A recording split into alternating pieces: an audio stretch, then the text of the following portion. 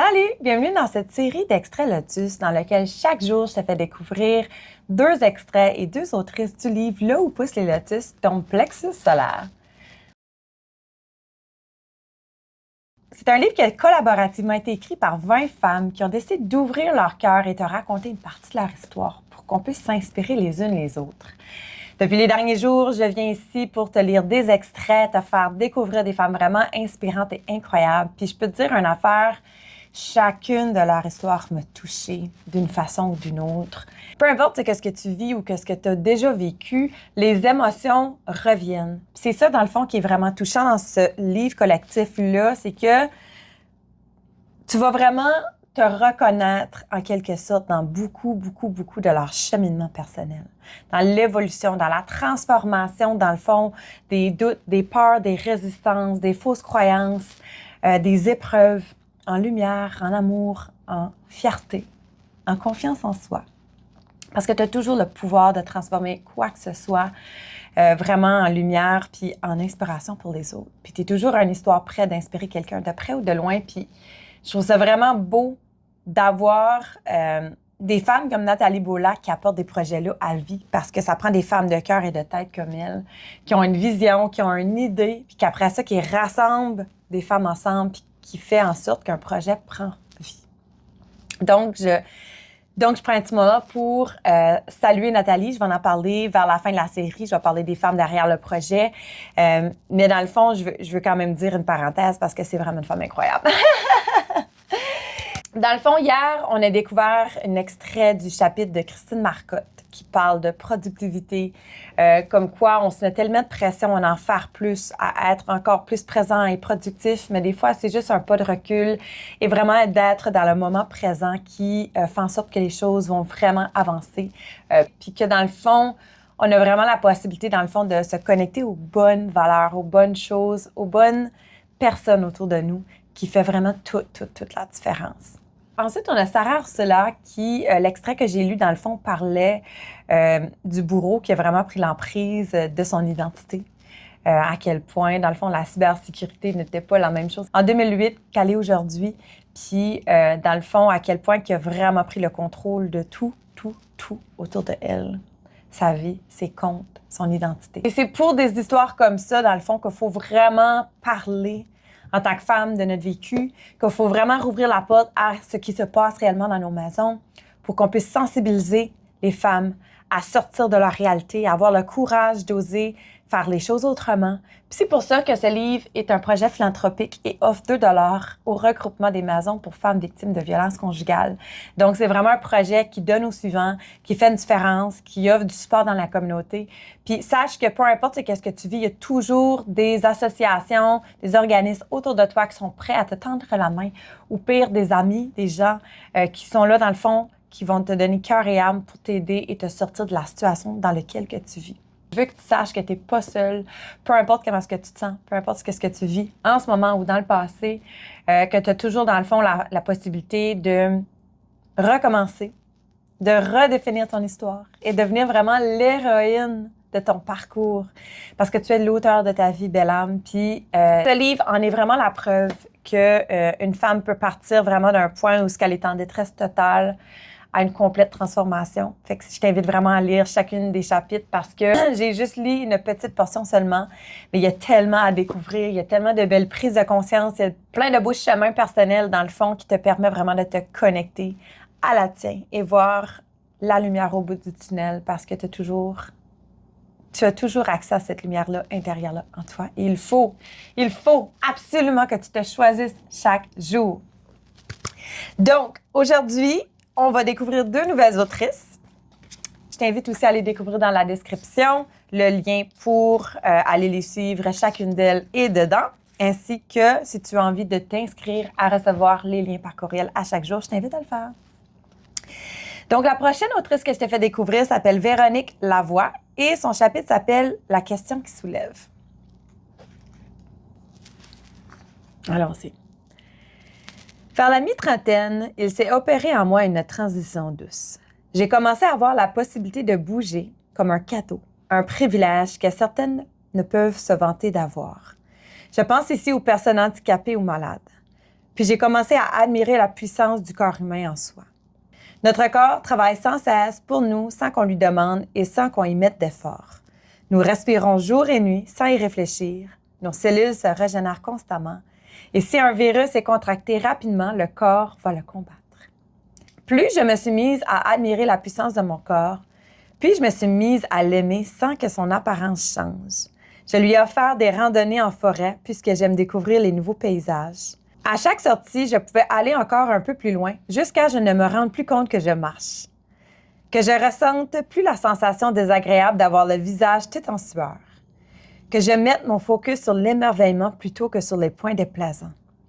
J'ai sorti du cabanon mes raquettes à neige pour pouvoir continuer de bouger à l'automne. J'ai commencé à développer mes dépendances positives à l'exercice physique. Mon corps me remerciait en m'offrant plus d'énergie, une forme flatteuse et un meilleur sommeil.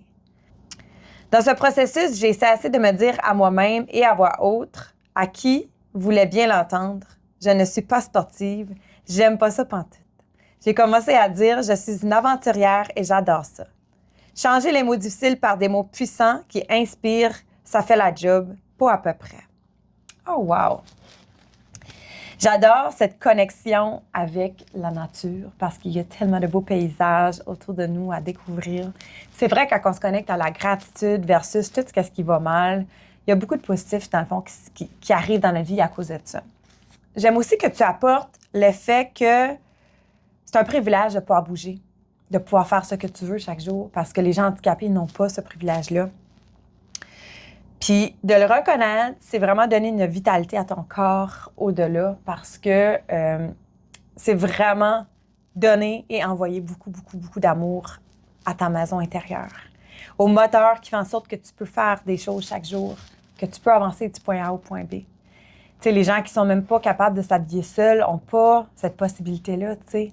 Puis de revenir à ça de temps en temps, à revenir à la beauté autour, à la simplicité du moment, tu sais, marcher en raquette dans la forêt, dans la nature. Il y a tellement de bienfaits. Puis c'est tellement ressourçant de se connecter à soi puis de dire que c'est beau la vie. Merci Véronique de partager ça dans ton chapitre.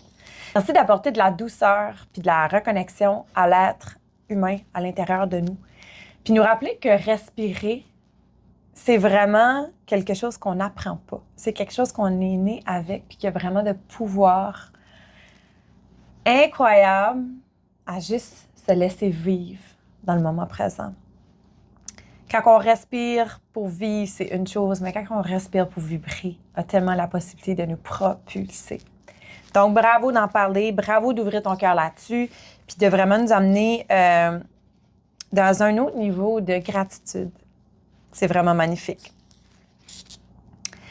Maintenant, la prochaine autrice que je te présente s'appelle Anne-Marie Grondin et son chapitre s'appelle « De la fuite à la lumière, le chemin vers soi ».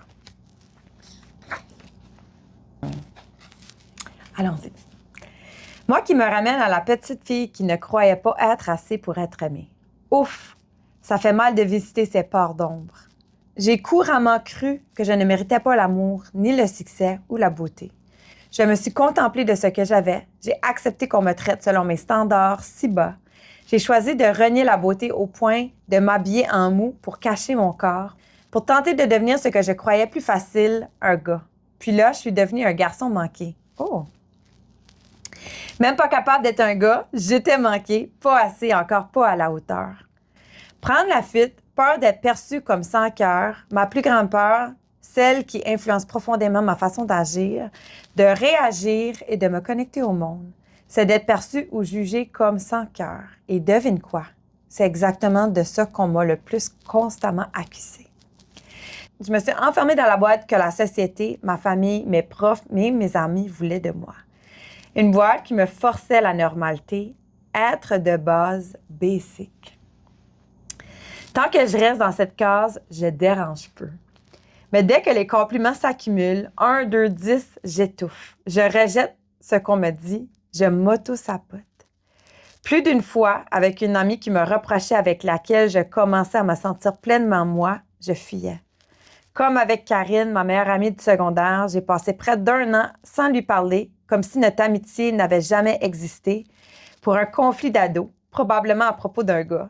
Puis au cégep, même CMA, un malentendu sur un logement, je coupe tous les liens, définitivement. J'ai perdu cet ami.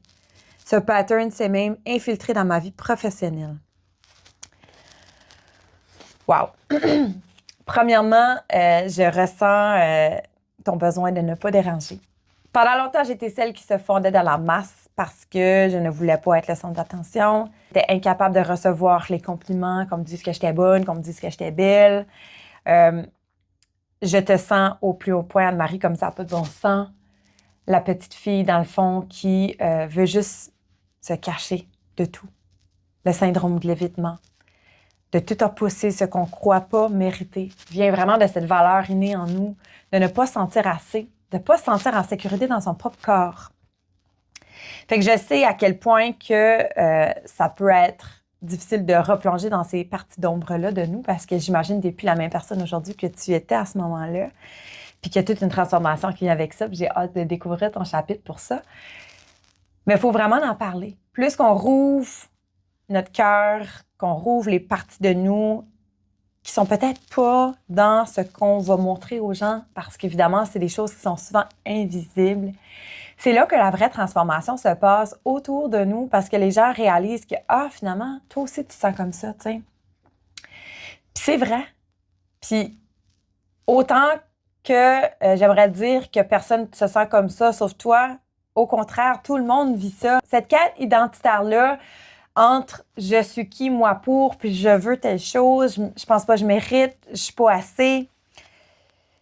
Je l'entends trop souvent, je le vois vraiment trop souvent. Puis clairement, ce livre-là représente exactement ce qu'on ressent en tant que femme. Puis je trouve ça vraiment incroyable qu'on rouvre les pages de notre histoire comme ça, puis qu'on s'abandonne vraiment au processus de la vie. Je trouve ça beau. Merci Anne-Marie de partager ça avec nous. Merci à toi qui m'écoute depuis plusieurs jours, qui vient lire ces extraits-là avec moi. J'espère que tu ressens dans le fond plusieurs émotions. J'espère que tu ressens dans le fond les choses shifter, vibrer et vraiment se transformer en toi, parce que clairement, ce livre est complètement transformateur. 20 femmes, 20 transformations, 20 histoires. Chacune d'elles différentes l'une de l'autre, mais le message à l'intérieur qui est « Tu es assez tel que tu es magnifique, tu es incroyable, reviens ». C'est ça vraiment que j'ai envie de me connecter ici. Donc, écris-moi dans les commentaires, y a-t-il un extrait jusqu'à présent qui a résonné? Y a-t-il un message là-dedans que tu as eu besoin d'entendre? Y a-t-il quelque chose qui t'a marqué, qui t'a fait résonner autrement? Je t'invite dans le fond à découvrir ces femmes, ces âmes incroyables. Dans la description, tu peux aller les suivre chacune d'elles. Tu peux te procurer le livre aussi, parce qu'évidemment, moi, c'est que des extraits que je te lis, mais dans le fond, les vraies transformations sont dans le livre, sont à l'intérieur de ce recueil collectif de 20 chapitres vraiment transformateurs. Donc, sur ce, je te dis encore un gros merci d'être là, d'être toi, avec toutes tes couleurs, avec toute ta lumière, avec toutes les parties de toi que tu as peut-être essayé de cacher pendant toute ta vie, mais qui ont place, puis qui ont besoin d'être vues. Puis moi, je te vois, je t'entends, puis je te ressens. Puis à travers des chapitres de ce livre, je suis certaine que tu te reconnais également. Fait que sur ça, je te dis à demain!